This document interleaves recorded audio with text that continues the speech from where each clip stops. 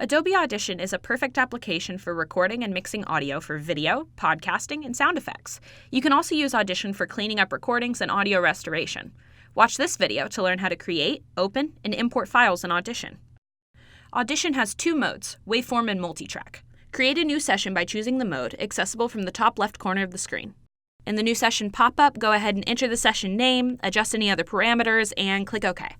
Now you have another two options. You can record fresh audio or open existing files to start working on. To open an existing file, choose File, Open, and select an audio or video file. If you want to import raw data into Audition, all you need to do is click on File, Import, and select Raw Data. Select the file, then click Open. In the Import pop-up menu, you can adjust the sample rate, channels, and other parameters if required. Finally, if you want to import a Premiere Pro project to Audition, click File, Import, File, then choose the Premiere Pro project to import. From the dialog box that appears, select the specific sequences you want to import.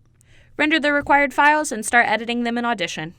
To learn more about managing your Adobe apps, services, and subscriptions, watch our next video. And don't forget to subscribe.